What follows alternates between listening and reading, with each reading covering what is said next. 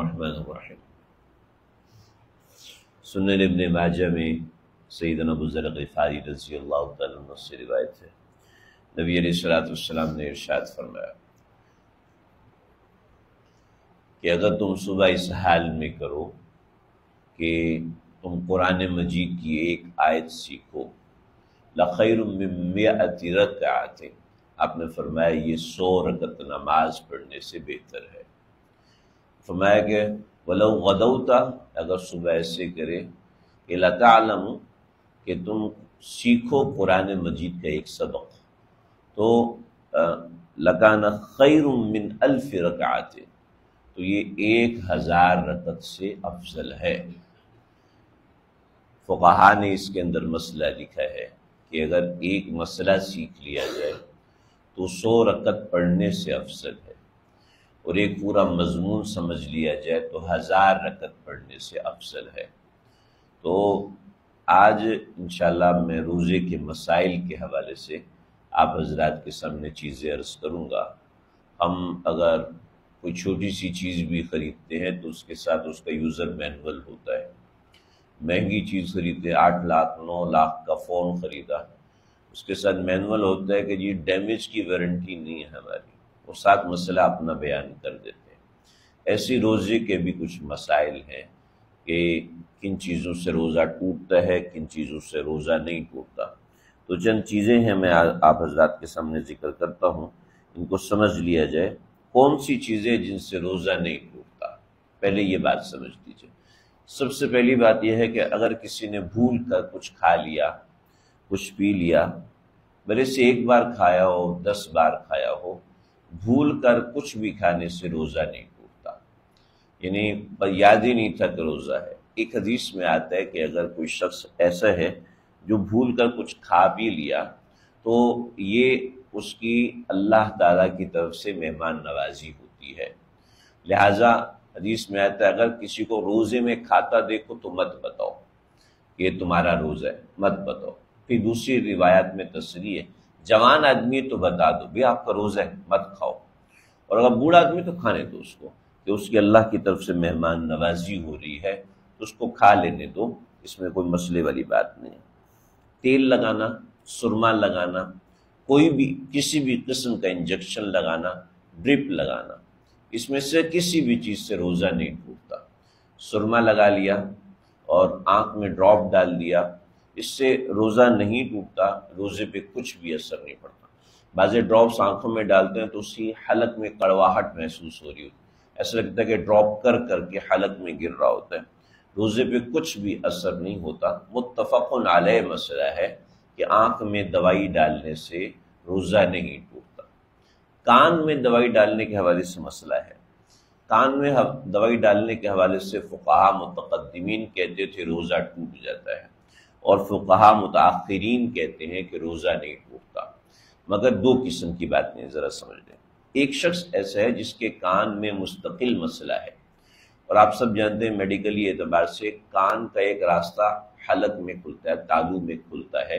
جو چھوٹے بچے ہوتے ہیں ان کا تو بہت واضح ہوتا ہے، جیسے جیسے بندہ میچور ہوتا ہے تو وہ سوراخ بند ہونا شروع ہو جاتا ہے، جو کان کا سوراخ حلق میں تالو میں کھل رہا ہوتا ہے یا گلے میں کھل رہا ہوتا ہے۔ تو اب مسئلہ یہ ہے کہ اگر کسی کے کان میں کچھ ایسا پرابلم ہے جس کا مستقل تعلق حلق کے ساتھ ہے تو اس میں لیکوڈ دوائی نہ ڈالی جائے، اس میں احتیاط کی جائے۔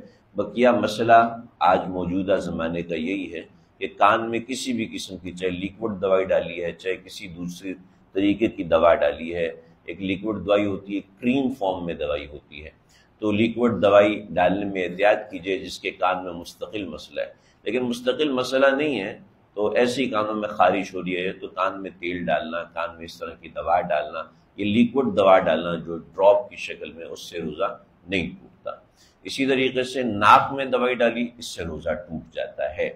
اور انجیکشن کسی بھی ٹائپ کا انجیکشن ہو، چاہے گوشت میں لگایا ہو، چاہے آئی وی انجیکشن ہے، بہر صورت اس سے روزہ نہیں ٹوٹتا۔ ایسی کسی شخص نے انسولین لگوائی ہے تو اس سے بھی روزے پہ کوئی حرج نہیں پڑتا۔ آئی وی انجیکشن چاہے ضرورت کی وجہ سے لگایا ہو، چاہے بغیر ضرورت کے لگایا ہو، آئی وی انجیکشن جس کو وریدی انجیکشن کہتے ہیں، باقاعدہ رگ میں لگایا جاتا ہے، اس سے روزے پہ کوئی اثر نہیں پڑتا۔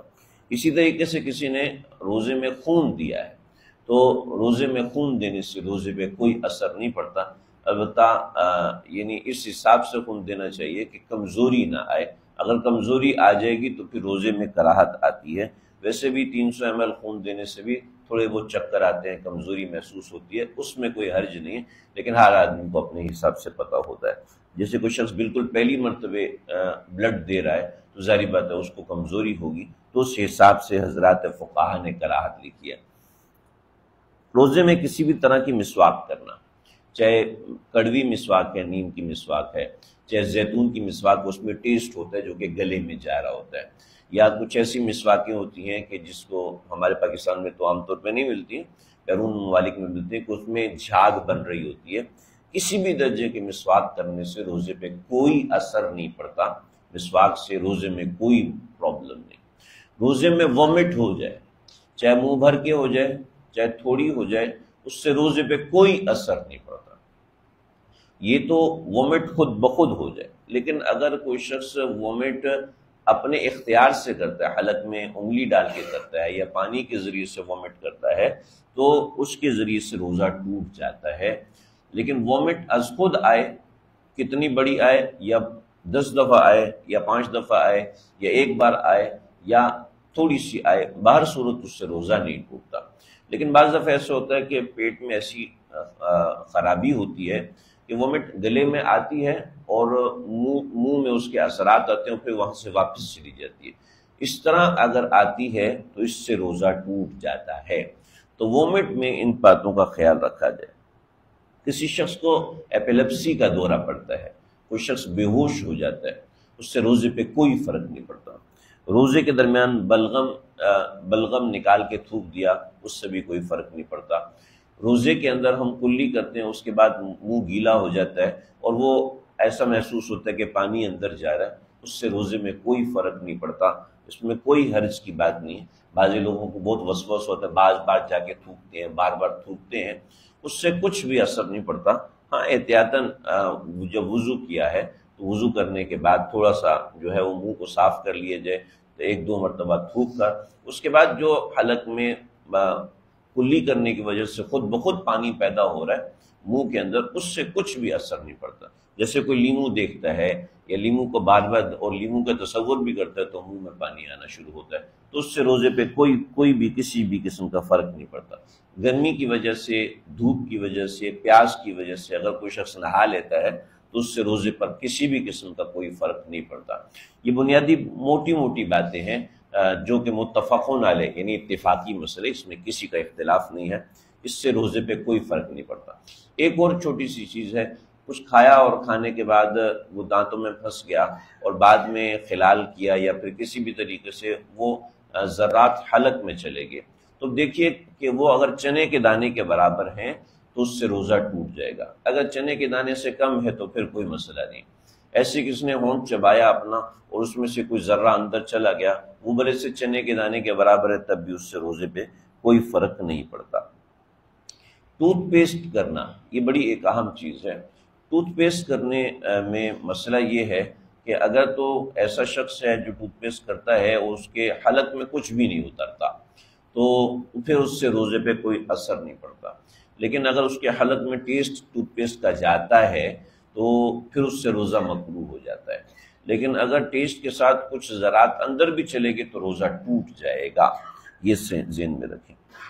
ایک اور بڑا اہم مسئلہ، غلطی سے کچھ اندر چلا گیا، غلطی سے کچھ اندر چلا گیا۔ ایک تو ہے بھول کر جانا، دوسرا ہے غلطی سے جانا۔ غلطی کا مطلب یہ ہے کہ وضو کیا، کلی کی، تو غلطی سے پانی اندر چلا گیا، یہ پتہ ہی نہیں چلا پانی اندر چلا گیا، یاد تھا روزہ ہے لیکن وہ ارادہ تھا ہی نہیں، اندر غلطی سے پانی چلا گیا، تو اس سے روزہ ٹوٹ جاتا ہے، اس سے روزہ بالکل واضح ہے کہ ٹوٹ جاتا ہے۔ چنانچہ روزے میں مکروہ ہے کہ انسان غرارہ کرے، اور روزے میں مکروہ ہے کہ ناک میں پانی اتنا ڈالے کہ نرم ہڈی تک چلا جائے، یہ مکروہ ہے، کیونکہ اس کی وجہ سے 1-2 ڈراپس آگے چلے جاتے ہیں جس کی وجہ سے روزہ جو ہے وہ ٹوٹ جاتا ہے، تو اس کا خیال رکھا جائے۔ روزے میں اگر کسی کو احتلام ہو گیا ہے تو اس سے کوئی فرق نہیں پڑتا، روزہ ہو جاتا ہے، اور ہاں روزے میں غسل کر لے، کوئی ایسے مسئلے کی بات نہیں۔ رات کو احتلام ہوا تھا اور پھر صبح ایسے ہی روزہ رکھ لیا، فجر کے بعد غسل کیا، کوئی بات نہیں، اس سے روزے میں کوئی اثر نہیں پڑتا۔ سانس کی بیماری بعض لوگوں کو ہوتی ہے جس کی وجہ سے ان کو انہیلر لینا پڑتا ہے۔ انہیلر ایک مشین ہوتی ہے چھوٹی سی، وہ منہ میں ڈال کے اس کو دباتے ہیں تو جس کی وجہ سے سانس کھل جاتی ہے، تو اس کے انہیلر کے لینے سے روزہ ٹوٹ جاتا ہے۔ ایسے ہی کسی کو پرابلم ہے، اس نے نوبیلائز کر لیا تو نوبیلائز کر لینے سے بھی روزہ ٹوٹ جاتا ہے۔ نارمل کسی نے اسٹیم لی اور بھاپ لی، چاہے اس بھاپ میں کوئی دوائی ڈالی یا نہیں ڈالی، صرف اسٹیم لے لی، اس اسٹیم لینے سے روزہ ٹوٹ جاتا ہے، روزہ باقی نہیں رہتا۔ ایسی کوئی شخص بیمار ہوا، اس کو آکسیجن لگائی، ایک نارمل آکسیجن ہے اور ایک ہاسپٹلز میں آکسیجن ہوتی ہے، وہ آکسیجن دوائی کے ساتھ مکسڈ ہوتی ہے، وہ بھی انہیلر اور اسی طریقے سے نوبیلائز کے حکم میں ہے، لہٰذا اس سے روزہ ٹوٹ جاتا ہے۔ یہ بنیادی موٹی باتیں۔ لیکن ایک اور بڑی اہم بات اس کی ذہن میں رہے کہ کسی شخص نے روزے کے اندر ویسے دھواں چلا گیا، کہیں دھواں تھا، دھواں اندر چلا گیا، اس سے روزے پہ کوئی بھی فرق نہیں پڑتا، کسی بھی طرح کا کوئی فرق نہیں پڑتا۔ حقہ، نسوار، سگریٹ یہ پی لینے سے روزہ ٹوٹ جاتا ہے۔ وجہ اس کی ہے کہ نسوار منہ میں رکھتے ہیں، اور منہ میں رکھنے کے ساتھ ہی اس کے اندر جو تمباکو ہوتا ہے اس کے اندر ایک اپنا اثر ہوتا ہے کہ وہ خود بخود مسام کے ذریعے سے اس کا جو ٹیسٹ ہے وہ اندر چلا جاتا ہے، اگرچہ نسوار رکھنے والے کو پتہ ہی نہیں چلتا کہ اندر ٹیسٹ چلا گیا، لیکن اس سے روزہ ٹوٹ جاتا ہے۔ ایسے سگریٹ پینے سے روزہ ٹوٹ جاتا ہے، حقہ پینے سے روزہ ٹوٹ جاتا ہے۔ اسی طریقے سے بعض لوگوں کو شدید بخار ہو جاتا ہے جس سے نیپا کا استعمال کیا جاتا ہے، تو نیپا اپوسٹری اس طرح کا استعمال جو کہ پیچھے کے راستے سے کیا جاتا ہے تو اس سے روزہ ٹوٹ جاتا ہے۔